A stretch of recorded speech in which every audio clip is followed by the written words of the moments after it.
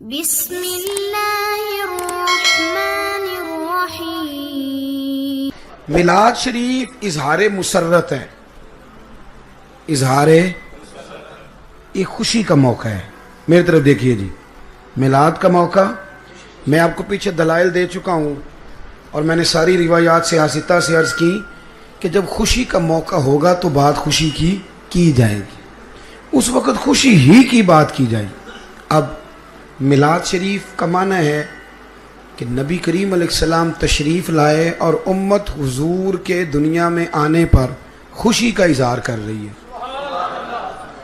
اس کے لیے کوئی شرط نہیں کہ آپ لازمی محفل ہی کریں، یہ شرط نہیں، نہ یہ شرط ہے کہ آپ جلوس ہی نکالیں، چونکہ جائز اور معنی خیز خوشی نام ہی محفل کا ہے، جلوس کا ہے، لہذا یہ اہتمام کر لیا جاتا ہے۔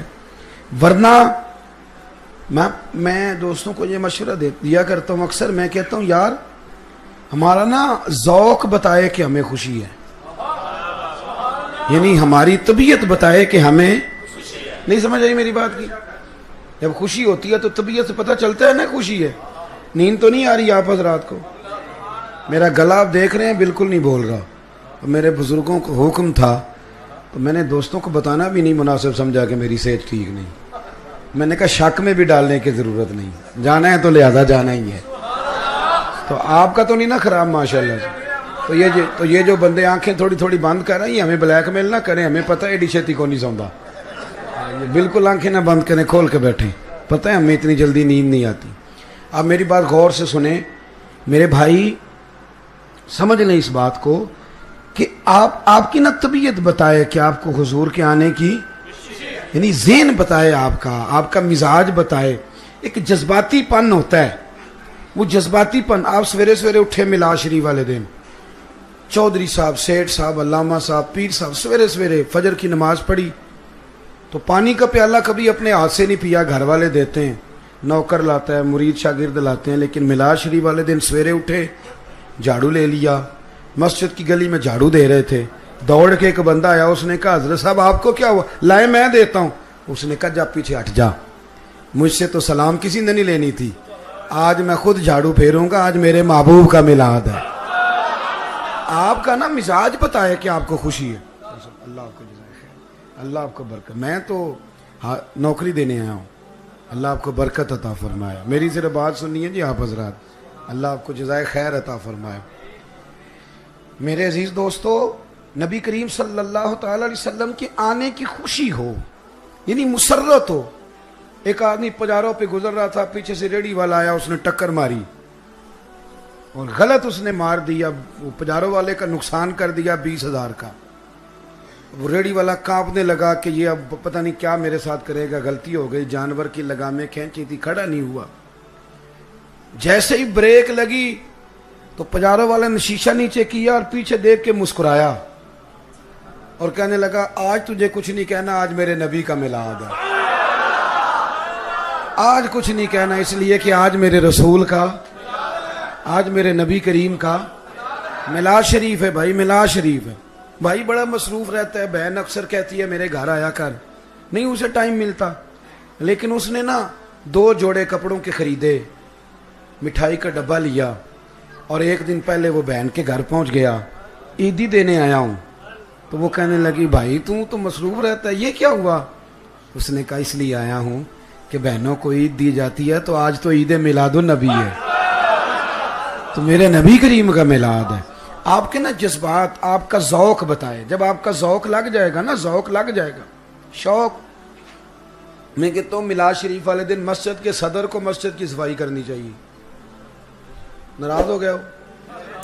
ویسے آپ کی نہیں میں بات کرتا، اہل سنت کی مسجد کا صدر اسی طرح ہوتا ہے جس طرح امریکہ کا صدر نہیں ہوتا، ہماری مسجد کا صدر اسی طرح ہی ہوتا ہے، وہ صرف آرڈر نہیں کرتا، وہ تو کئی دفعہ کہتا ہے کہ مستند ہے ہمارا فرمایا ہوا، وہ بڑے سخت گیر احکامات بھی اللہ ماشاءاللہ سب کی بات نہیں کرتا، وہ ڈیوٹی کرے، وہ نکلے، وہ ذوق کا مظاہرہ کرے۔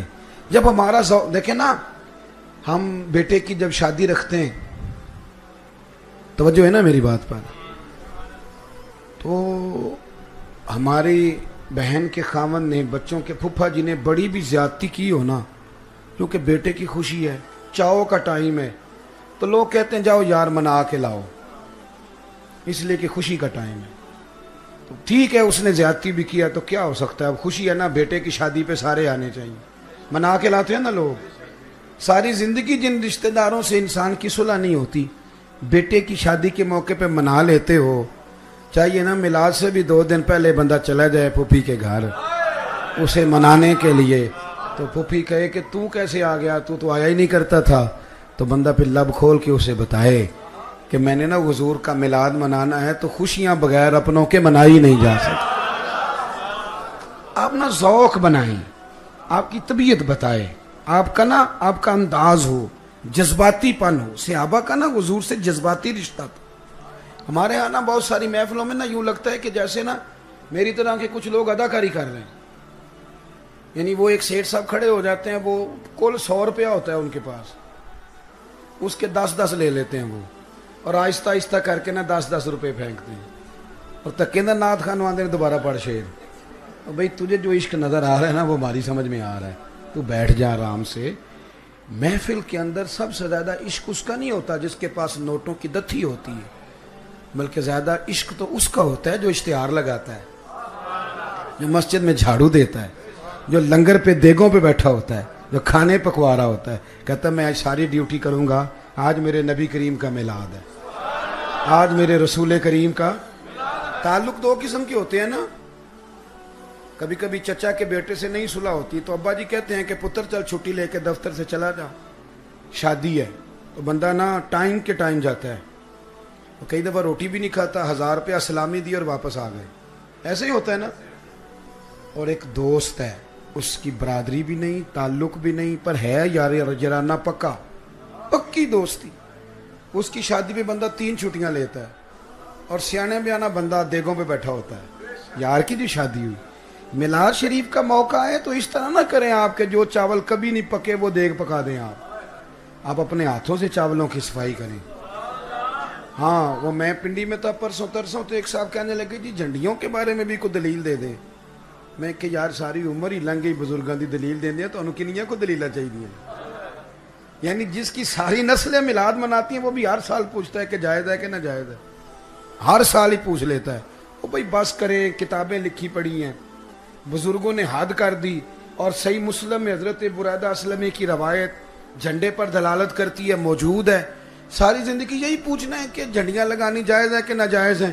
اب بس کر دیں, اب یہ پوچھا کرو کہ جھنڈیاں وضو کر کے لگانی چاہیے کہ بغیر وضو کے بھی لگ جاتی ہیں. اب یہ والا سوال پوچھا کرو کہ وضو کر کے لگائیں کہ بغیر وضو کے بھی جائز ہیں.